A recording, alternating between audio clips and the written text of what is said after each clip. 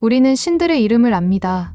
제우스, 크로노스, 우라노스, 니비루라는 거대한 전투 행성을 무대로 펼쳐진 그들의 전쟁과 암투는 그리스 신화라는 이름으로 우리에게 전해져 내려왔습니다. 하지만 이 모든 거대한 서사의 막후에 신들조차 감히 거역할 수 없었던 단 한 명의 설계자가 있었다는 사실을 아는 이는 거의 없습니다. 그녀가 없었다면 전투 행성 니비루는 존재하지 않았을 것이고 우리가 아는 신들의 계보 또한 시작되지 않았을 것입니다. 그녀는 니비루의 모든 비밀을 알고 있었고 행성 전체를 멈추게 할 수 있는 마스터 키를 쥐고 있었습니다. 그녀의 이름은 바로 가이아입니다. 그렇다면 가이아는 대체 누구일까요? 그녀는 어디에서 왔으며 어떻게 행성을 창조할 정도의 막강한 기술력을 갖게 된 것일까요? 금단의 문서는 그녀의 기원을 우리 은하계 넘어 소은하 대성 단계의 중앙정부에서 찾고 있습니다. 놀랍게도 가이아는 처음부터 신이나 창조주가 아니었습니다. 그녀는 은하계 중앙정부에서 일하던 말단 실무자, 일종의 사무원에 불과했습니다. 하지만 그녀가 다루던 분야는 평범하지 않았습니다. 그녀는 물질 변화의 설계자였습니다. 우리 인간들은 생명체를 다루는 DNA 공학과 무생물체를 다루는 핵융합 기술을 전혀 다른 분야로 생각하지만 가이아에게 이 두 가지는 물질 변화라는 하나의 뿌리에서 나온 동일한 기술이었습니다. 그녀는 생명과 무생물의 경계를 넘어 물질의 근원을 설계하고 창조하는 시대를 아득히 초월한 천재 과학자였던 것입니다. 비록 말단이었지만 그녀가 다루는 정보는 플레이아데스나 시리우스 같은 고등 문명조차 상상할 수 없을 정도로 높은 수준의 것이었습니다. 그런 그녀가 왜 은하계 중앙정부라는 안정된 직장을 떠나 피비린내 나는 역사의 무대로 나오게 된 것일까요? 문서는 그 이유가 그녀의 사적인 감정 때문이었다고 기록합니다. 중앙정부의 관리자는 개인적인 감정이 개입되어서는 안 됩니다. 하지만 소멸될 위기에 처한 한 성단을 불쌍하게 여긴 가이아는 규칙을 어기고 개입하여 그 성단을 살려주게 됩니다. 이 사건으로 그녀는 결국 중앙정부에서 해고당하고 맙니다. 하지만 한 곳에서의 추방은 다른 곳에서는 기회가 되었습니다. 정부 기관의 고위 정보를 다루던 관료가 퇴직하면 여러 기업에서 스카우트 제의가 쏟아지듯 해고당한 가이아를 각 성단들은 서로 초빙하기 위해 혈안이 되었습니다. 마침 당시 소은하 대성 단계는 전쟁으로 전멸한 휴머노이드 종족을 복원하라는 상부의 지침을 받은 상태였고 DNA 공학의 최고 권위자인 가이아의 도움이 절실했기 때문입니다. 그녀는 그렇게 역사의 전면에 등장하여 파괴된 시리우스 비행성의 잔해를 가지고 전투 행성 니비루를 설계하고 창조하는 위대한 업적을 이뤄냅니다. 하지만 이 위대한 업적은 그녀에게 영광이 아닌 끝없는 배신의 서막이 되었습니다. 니비루 행성은 다른 문명권의 지배를 인정하지 않는 배타적인 문화가 있었습니다. 행성을 직접 설계하고 만든 창조주임에도 불구하고 외부인이었던 가이아는 사령관으로 인정받지 못했습니다. 권력의 정점에 서고 싶었던 가이아는 첫 번째 계획을 실행합니다. 그녀는 당시 4대 사령관의 DNA에 자신의 우월한 DNA 정보를 주입하여 보다 승화된 존재를 탄생시킵니다. 그렇게 태어난 존재가 바로 신화 속 하늘의 신, 니비루의 5대 사령관 우라노스입니다. 자신이 만든 아들 같은 존재를 통해 권력을 장악하려 했던 것이죠. 하지만 가이아는 동시에 불안했습니다. 언젠가 자신이 만든 피조물에게 버려질지도 모른다는 공포. 이 불안감은 그녀를 돌이킬 수 없는 선택으로 이끕니다. 그녀는 비밀리에 자신만의 특별 공격 부대를 창설합니다. 니비루 행성의 레이저빔 파동포 에너지와 외계 종족들의 DNA를 합성하여 전투에 최적화된 최강의 전사들을 만들어낸 것입니다. 총 7명의 전투사 대장과 그들의 정예 부대. 한 명 한 명이 어마어마한 파괴력을 지닌 이 그림자 군대는 오직 가이아에게만 충성했습니다. 하지만 이 막강한 힘은 권력자에게는 곧 위협이었습니다. 5대 사령관 우라노스는 가이아의 비밀 부대를 보고 극심한 불안감에 휩싸입니다. 가이아가 마음만 먹으면 언제든 자신을 폐위시킬 수 있다는 공포.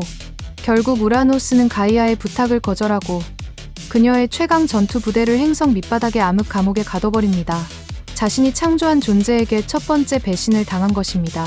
분노한 가이아는 두 번째 복수를 계획합니다. 그녀는 우라노스의 DNA를 합성할 때 일부러 빼놓았던 정보를 이용해 또 다른 DNA 존재들을 창조합니다. 그리고 그들을 회유하여 우라노스를 전복시키려 하죠. 그중 X-DNA 유전자를 가진 존재가 그녀의 제안을 받아들입니다. 그는 우라노스를 속여 DNA 확장 장치에 들어가게 한 뒤 중추 신경을 끊어 무력화시키고 오리온 자리로 추방해버립니다. 그리고 스스로 니비루의 6대 사령관의 자리에 오르니 그가 바로 자신의 자식들을 삼켰다는 신화 속 폭군 크로노스입니다.